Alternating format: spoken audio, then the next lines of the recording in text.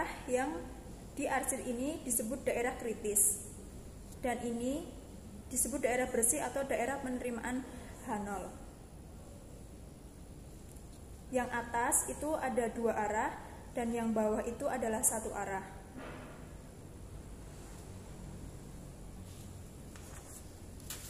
Untuk yang atas ini adalah tabel lonceng hipotesis 2 sisi. H0 diterima apabila berada di daerah penerimaan atau daerah yang bersih, dan hipotesis 0 ditolak apabila berada di daerah yang diarsir.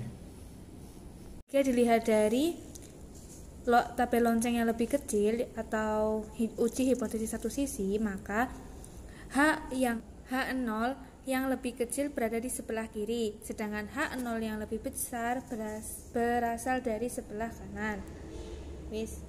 Ingat, daerah kritis itu menggunakan taraf signifikan. Jadi keputusannya untuk uji 2 arah menolak H0 apabila T hitung kurang dari min T alfa bagi 2 atau T hitung lebih besar dari T alfa per 2 ini yang di sebelah kanan. Untuk keputusan kedua yaitu keputusan untuk uji 1 arah. Yang pertama untuk HA sama dengan mu kurang dari mu 0 itu akan menolak H0 jika T hitung kurang dari T alfa. Untuk gambarnya, gambar yang bawah sebelah kanan. Selanjutnya untuk HA sama dengan mu lebih besar mu 0 akan menolak H0 jika T hitung lebih dari T alfa. Untuk gambarnya, daerah kritisnya sebelah sini. Jadi ini untuk contoh soalnya. Rata-rata SKS normal mahasiswa Prodi PGSD UNS adalah 20 SKS. Jika diambil sampel sebanyak 30 mahasiswa, diperoleh SKS rata-rata 18 SKS dengan standar deviasi 4. Ini sudah sigma. Jika taraf signifikannya 5%, maka probabilitasnya adalah 95%. Maka ujilah hipotesis apakah rata-rata sampel berbeda secara signifikan dengan nilai parameter. Tuliskan langkah-langkah hipotesis. Mu 0 sama dengan 20, N atau sampel sama dengan 30, X bar sama dengan 18, standar deviasi sama dengan 4, dan taraf signifikannya adalah 5% atau 0,05. Yaitu yang pertama hipotesis H0 yaitu mu sama dengan 20 dan H A sama dengan mu tidak sama dengan 20. Yang kedua, tingkat signifikansi alfa sama dengan 0,05. Karena uji 2 sisi, maka taraf signifikannya dibagi 2 yakni min alfa per 2 sama dengan min 0,025. Maka P dalam kurung X kurang dari 0,025 dan alfa per 2 sama dengan 0,025. Maka P dalam kurung X lebih besar 0,875 sama dengan 1 min P dalam kurung X sama dengan 0,875. Nah, untuk 0,875 itu ditemukan dari 1 min 0,025, yaitu ketemunya 0,875. Nah, selanjutnya untuk T tabel itu P dalam kurung X kurang dari 0,025 sama dengan T hitungnya 0,25. Untuk N-nya itu ditemukan dari sampelnya dikurangi 1 yaitu 30 dikurangi 1 ketemunya 29. Yaitu kita cari di tabel T student. Untuk P kurang dari 0,25 maka dilihat pada tabel yaitu T 0,025. Nah, untuk N yaitu 30 dikurangi 1 maka dilihat pada DK 29. Maka menunjukkan hasilnya yaitu min 2,045. Maka daerah kritisnya yaitu kritis kiri adalah Z kurang dari min 2,045 dan untuk kritis kanan Z lebih dari 2,045. Kemudian berikutnya menghitung menggunakan statistik. uji hitung T.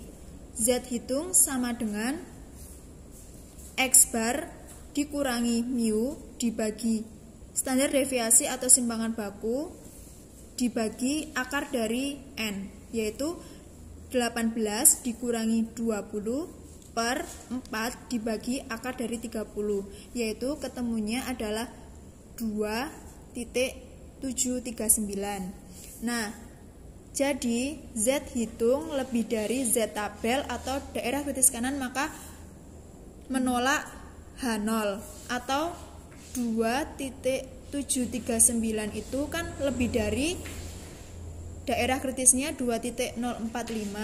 Jadi ketemunya Z hitung yaitu 2,739 lebih besar daripada Z tabelnya 2,045, maka menolak H hipotesis 0. Untuk contoh soal yang kedua, yaitu seorang dosen ilmu pendidikan mengatakan bahwa suatu model pembelajaran model X dapat memberikan skor yang menghasilkan rata-rata 200 per penelitian dengan standar deviasi 20. Untuk menyelidiki hal itu diambil sampel sebanyak 25 orang dan diperoleh skor rata-rata 206,6 per penelitian dengan taraf nyata 0,05. Selidikilah apakah sampel tersebut telah dapat meningkatkan skor. Nah, jadi diketahui mu-nya itu 200, X bar-nya itu yaitu rata-ratanya 206,6 dan N-nya itu sama dengan 25. Taraf signifikannya itu 0,05 dan simpangan bakunya itu ada 20. Jadi hipotesis H0 adalah mu sama dengan 200 dan HA adalah mu lebih dari 200. Untuk mencari T tabelnya yaitu T tabel sama dengan TA yaitu N-1 sama dengan T 0,05. Tadi kan sampelnya 25, berarti 25 dikurangi 1 yaitu ketemunya 24. Maka P dalam kurung X sama dengan 0,095, mu sama dengan 25 min 1 yaitu kita cari di tabel. P X sama dengan 0,095, maka kita lihat dalam tabel yaitu T 0,05. Nah, kemudian pada DK yaitu kolom pada DK ke 24, yaitu hasilnya diurutkan, maka hasilnya min 1,711. T tabelnya ketemunya adalah 1,711. Nah, untuk statistik hitungnya yaitu T hitung sama dengan X bar min mu per standar deviasi dibagi akar N sama dengan 206,6 dikurangi 200 per 20 dibagi akar dari 25 itu ketemunya 1,65.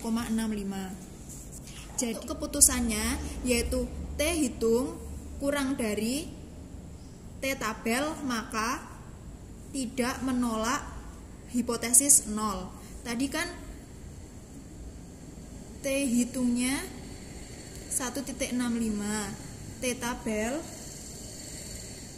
1,711 dan hasilnya sama dengan T hitung yaitu 1,65 kurang dari T tabel yaitu 1,711. Jadi keputusannya tidak menolak hipotesis 0 atau menerima.